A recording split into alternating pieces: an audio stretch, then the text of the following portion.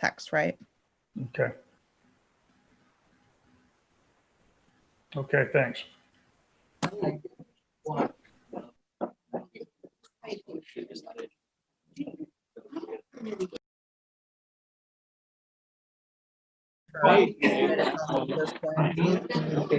No.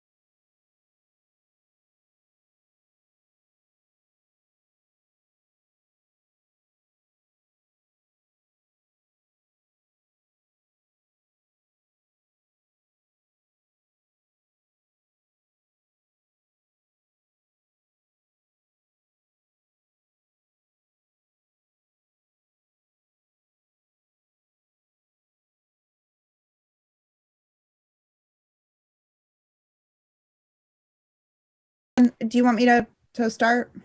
Sure, go ahead. Great. I wanted to call to order our Criminal Justice Committee meeting, which we are sharing today with a joint meeting with Supervisor Driscoll's Human Services. So if I could have do I need to approve the motion, Amanda, for the minutes before? No? Okay, so we do have a quorum in CJ, and there's one as well in Human Services, not to step on Ben's toes. Yes. Okay.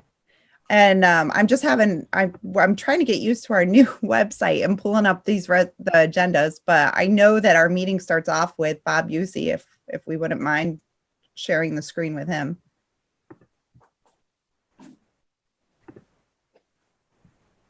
Yes, good afternoon, if I may. I'd like to thank everybody for coming together relatively quickly to talk about STSJP.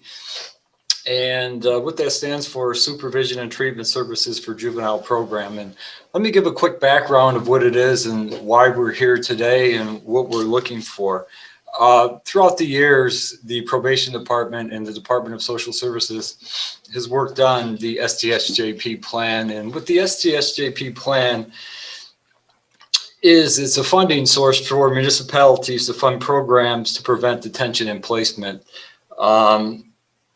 for youth. And as both departments work with youth in our community, that's something that we've worked on together. And basically what this does is a county has allotted a STSJP allotment, and I have Amy Secor, who's also here, will talk a little more specifically about the numbers after I get done.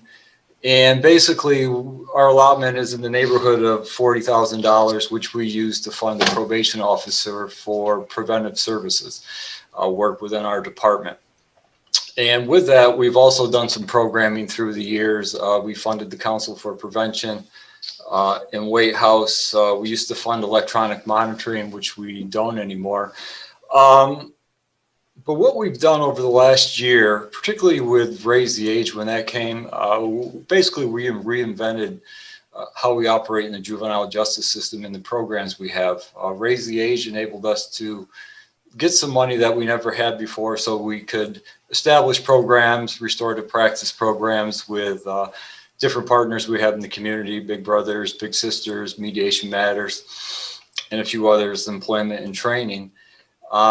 And what we have also done through our work with the PINS Task Force and a couple other groups is to explore different programs that we've developed in the community and what they mean to these individuals. Meaning we've, before the pandemic started, we surveyed extensively of what people thought of different programs and what they felt were needed. So what we would like to do is to expand upon our current STSJP allotment.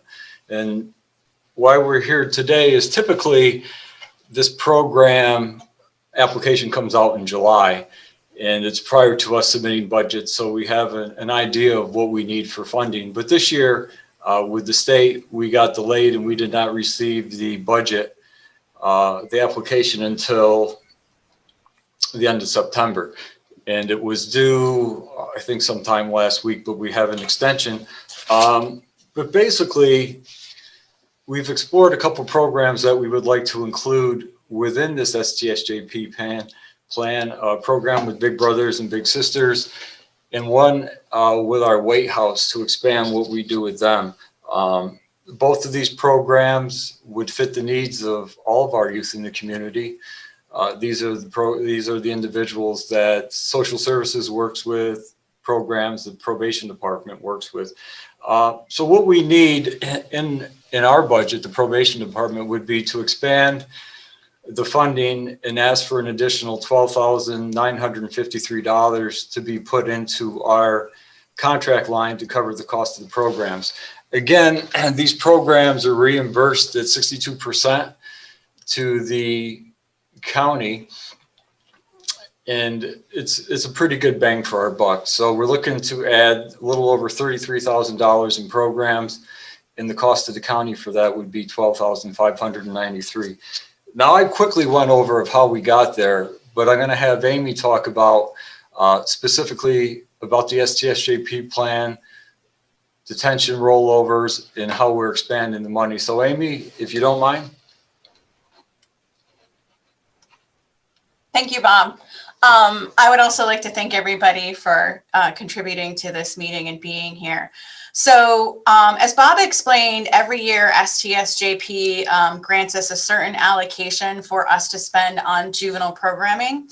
Our STSJP allocation is $40,476. And like Bob said, we utilize that to do probation work in the schools and PINS prevention work and early intervention. The other part of that OCF issues is detention allocation. And because how they figure out detention allocation is based upon the amount of youth we have in the system, and then how much probation utilizes detention for those youth. Warren County has a really high detention allocation compared to other counties because we have worked very hard not to place youth in detention. That detention allocation is $226,683. And how that STSJP works is we're actually able to roll over or shift, is what they call it, detention monies into our STSJP programming and utilize those funds to promote programming for our youth rather than putting them in detention. Now, we always want detention funds there in the event that we have to utilize detention. For whatever reason, it could be, a serious offense is committed by a juvenile and they need to be detained. However, what I have done is looked at over the last few years, we're usually leaving about $150,000 to $180,000 of unused detention funds that we can't use. So last year and this year, I presented it to DSS to say, hey, maybe we want to look at beefing up our programming a little bit more and using that detention money to help us get that money for the programming. So you can actually shift money from your detention fund into your STSJP allocations to have more money for those programs. A couple of things that we looked at is the Big Brothers Big Sisters mentoring program. It's an evidence-based program. And as you guys know, because we met not too long ago about utilizing them for our juvenile youth through the Raise the Age funding, we actually have 3 youth that we referred that are in PINS that do not get reimbursed for Big Brothers Big Sisters, but they're working on a match. And DSS actually has about 9 youth that they've referred for Big Brothers Big Sisters. So with those referrals, Big Brothers Big Sisters does not get reimbursed, and it cost about almost $2,000 for a match for those programs. And by utilizing STSJP to fund that, we're more likely to get those matches and also help Big Brothers Big Sisters to give us more services for those youth. So that's one of the reasons why we added that as a potential program for STSJP. The other is the White House Independent Living Program. They did a huge curriculum for our Raise the Age youth, which we haven't been able to put in place because that's Raise the Age funding. However, what we know is that both the Department of Social Services and probation could utilize an independent living program for their youth who are teenagers who may not know those basic skills. And by utilizing STSJP to do that for this program, we could serve more youth, both DSS and pre-PINS youth. The other thing, and Bob didn't mention this, is a little bit of incentive program, and we utilized that for the last couple of years based on the DCJS grant that we were awarded. However, that grant has run out, and that incentive program has really helped us to work with youth to get them where they need to be as far as programming. Also parents, because parents sometimes need incentives to go to a parenting class or to recognize, that they're doing well too. So we've utilized that with a lot of our parents, the incentive program. So we'd like to add those programs into our STSJP budget. I think that's it. I don't know if everybody had a chance to review the PowerPoint that we sent out. It pretty much explains how STSJP can be utilized. We have looked at, over the last couple of years, I surveyed parents who had youth in PINS and asked them, what kind of services they felt were lacking, what they felt would have benefited them and their child better. And one of the biggest missing pieces was parenting. Right now, the Council for Prevention, I think in June, started offering a parenting program. So we've put that in our STSJP. But other pieces is when we did the PINS Diversion Task Force, not only parenting and parenting advocacy was a huge need for our services, but also mentoring. Mentoring is an evidence-based program. It speaks to itself. It's known to reduce risk levels just about in every youth that we've had. And I think they're very valuable programs. So some other things is I've worked closely with the family court judges and talking to them on a regular basis and meeting with them about programming and what they feel we need for programming in our county. And, that these are programs that they highly support and that we really should look at to, help address the needs of all of our youth, not just probation youth, our whole community. So I don't know if anybody has any questions, but I can certainly answer.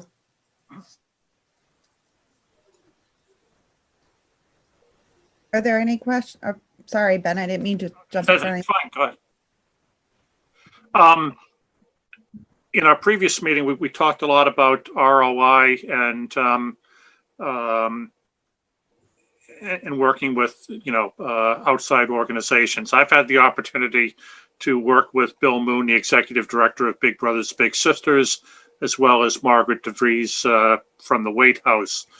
Both of their organizations are run very well, and a lot of their funding and cooperative work is dependent upon their ability to meet goals, collect data, measure that data, and look for areas that they can improve. And they do that on a daily, weekly, and monthly basis. They seem to me to be excellent partners working with the county. And I would encourage people, if they haven't seen the PowerPoint, to take a look at that, but also to support what we're going to be discussing today. Thanks. Supervisor Leggett. Thank you, Madam Chairman. On slide 18, you talk about, Amy, the elimination of electronic mentoring under STSJP. Does that, but elsewhere you also talk about electronic monitoring and be able to it seems like it's a lot cheaper than detention is. Can you explain what's going on there? Okay, so there are a couple of things. STSJP is a lot cheaper than detention, and it actually is an incredible program, and it's great that we had the opportunity to utilize it. However, in the 2000 Part K changes to PINS, a PINS youth can no longer be placed in a detention facility. And therefore, the alternative, our judges do not see electronic monitoring as something that we can utilize for PINS youth. Although it's very valuable and it certainly helps, we just underutilize it. The other issue is that we had changed it to be our RTA funding, because usually if a youth commits a juvenile delinquency crime and we need detention, it's a pretty serious crime.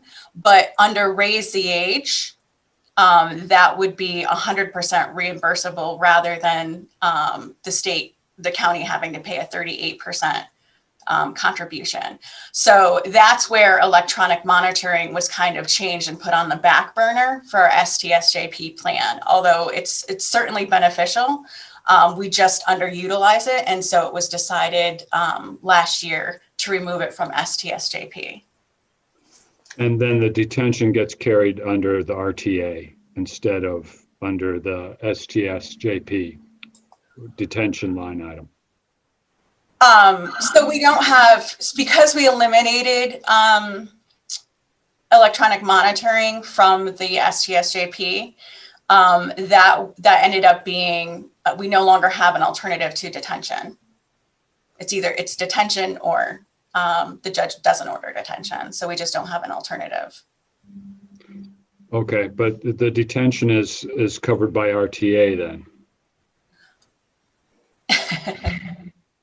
If it's an RTA case. And okay. Actually, and Bob can explain that more with our budget too, is that because we don't have RTA funding coming in right now because the state hasn't issued it, we don't have an electronic monitoring contract, right, Bob? That's correct. Supervisor, like for the population of Raise the Age, which is 16 to 18, if there was any secure detention on that, 100% of the cost would be covered under Raise the Age by the state. With the population below 16, as Amy said, we have not had any placements in years, and our family court is reluctant to use detention. So it was underutilized, and we did not do that. So if we can't put kids in, for PINS kids, they can't go to detention anyways. And the only opportunity to get detention would be for serious JDs. And should that occur, then that would be a cost that would be picked up by social services. And we do not have that option if our court wanted to use electronic monitoring. However, through the last 2 or 3 years, the court has demonstrated that they're not willing to use electronic monitoring as maybe it's been used in previous judges going back 5-6 years. Thank you. Thank you, Bob. And Bob, are there any other questions? I just want to be clear about what you're looking for today. Bob, from what I'm reading on the agenda, and please clarify this if I'm incorrect, you're looking for a resolution that would be the 12,593.20 and the 3,800, or just the first? Just the first. And I'm not even sure we need a resolution. What we did is we submitted our budget and we put the money we typically put in for different contracts and things like that. With that, we did not include the extra $12,593 because at that time we didn't have the chance to do the STSJP. The other programs that were put in for youth court and the $10,000 for White House were included in the social services budget. So that's already in their proposed budgets. Okay. What we're looking to do through our plan is to add programs for Big Brothers and Big Sisters and a life skills program for White House, and then the incentive program. To do that, the county match, we would need an additional $12,953. So I think what we would look to do would be to, for lack of a better word, amend our budget proposal in the contract line to include that money. And then we would increase the revenue we would take in for STSJP for these 3 programs, which would be a little over $20,000, if that makes sense. It does to me, but I know that it's confusing, and I guess then it would just be, the pleasure of these committees to make that recommendation to the budget officer, and certainly then up to Kevin Garrity to include that. Is that the right process? Is Kevin still there? He stepped out, but we talked before he left, and if the committee would like to go in this direction with this particular program, we'll work it into the 2021 budget. Okay. So I guess what I'm wondering then is just in terms of CJ, what your pleasure is of this committee, and then hand it over to Ben to ask his committee. I like that this is evidence-based. I like that we're reducing a large amount of reserves that we have from that 226,000 allocation and really trying to get our bang for the buck. And by that, I mean assisting our youth. And I applaud your efforts in both departments to bring this to our attention and make sure that we're capitalizing on the opportunities that we have, and to also keep that detention cost low. But we know that prevention and education works, and to be able to use some of those dollars to see that result is just critical. And I don't know how many people are aware of the restorative justice efforts that you've also put into place, but I think what your probation department is doing is leading most of the state in looking at these types of efforts, and again, that evidence-based result. So I appreciate it. But I'm just wondering, in terms of our CJ committee, how you're feeling about that. If I could just add one thing, Amy touched upon data, and Supervisor Driscoll also touched upon data. And all these programs are required to report on their participants in the data. Is it being used? In the past, I know STSJP wasn't as stringent with collecting data, but now it's a requirement. And I think anything we fund, data is important. Does the program work? Are we spending our money in the right place? So what I will take the responsibility to do in July, certainly before budget time, is to meet with the Department of Social Services. We'll look at our data to see what's working, and then we can report back to the committees and say this is what we did for a year. These are the programs we did. Here's the data. Here are the outcomes. What worked and what didn't work. And that should drive our funding for all the programs we operate. So I will take the responsibility to do that. And like I said, we should only be funding things that work. So we will collect the data, and we will take the responsibility of gathering that and setting the meetings up. Thank you. That's much appreciated. Are there any questions for Bob Busey from our CJ committee? Supervisor Leggett. Thank you, Chairwoman. So we'll be amending the budget to recognize 20,000 more in revenue, and then the 12,593.20 in appropriations. Is that correct? That's Correct. But for 2021, not for this year. So it would just be a recommendation over to Kevin Garrity and the budget team. Yep. Right. This would be a recommendation from the committees to Kevin to place that additional county match in there. Any other questions from CJ? I don't think I need a resolution for this, right, Ryan? You won't need a resolution, but if the committee's inclined to vote on it, then I can tell them. Or if you don't need to vote and you know that you want to do it, then I'll tell them it's informal at this point. Yeah, I guess for purposes of just putting it on the record, all those in I don't have a motion on the floor, but can I just get a feel for if is anyone opposed to this recommendation from the Criminal Justice Committee to the budget officer for the 2021 budget? I'm not hearing anyone opposed. Is there anyone opposed, Amanda, in the boardroom? No? Okay, then I will say, at least with criminal justice, that everyone seems to be in favor of this. And Ben, on to you. Thank you, Rachel. And again, let me just state that both myself and Supervisor McDevitt serve on both committees. So I'll ask the same question, but after I've given, I see Chris and Tammy and Julie from Department of Social Services. Does anyone have any comments or interested in addressing the committee? Two committees. Thank you, Supervisor Driscoll. I'd just like to send my appreciation out to Amy and Tammy and Julie for working on this. I'll send my appreciation out to Bob too. I don't know what he did behind the scenes, but I'm sure he did do some stuff. But I know that the collaboration has been working out well. I think that Julie might want to have a couple comments in regards to just making sure that next time around the budget process goes a little bit smoother. Not that there was any big bumps. It all worked out in the end, but there's, sometimes things get changed in one department and it affects the budget. There's implications for the budget in another department. So nice job, everybody. And I appreciate it. It's a good collaboration.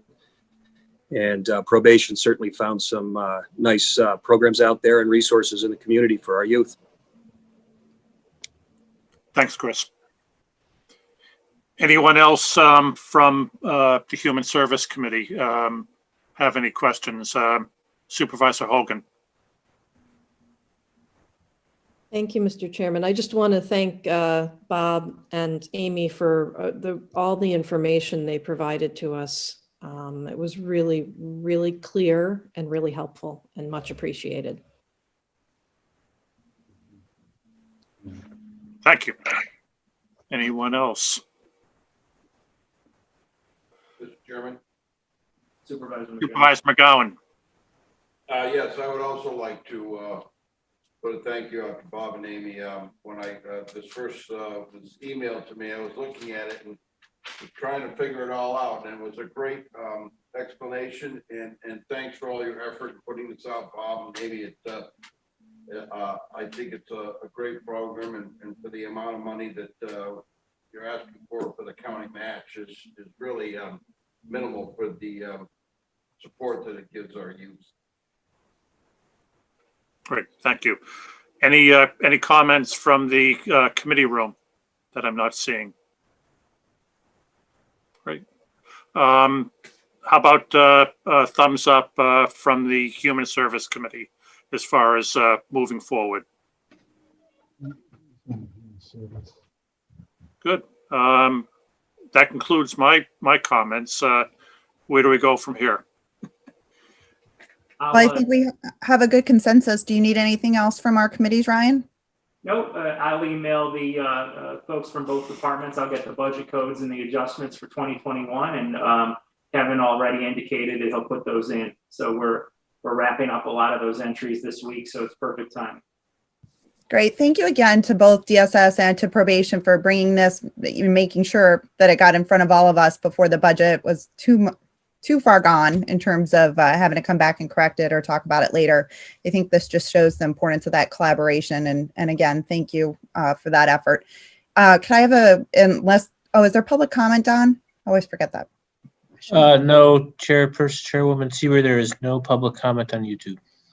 Great. Well, without any other further information or questions or comments, could I have a motion to adjourn the CJ portion, please? Excited to see that motion is made by Supervisor Beatty and it's seconded by Supervisor Driscoll. Thank you. All those in favor for closing CJ? Anyone opposed? Perfect. CJ is closed. Ben? A motion to close the Human Service Committee. Brad McGowan. Supervisor Hogan and Mr. McGowan on the second. All in favor? Aye. Aye. Great. Thanks, everyone. Enjoy the rest of the afternoon. Thank you. Bye.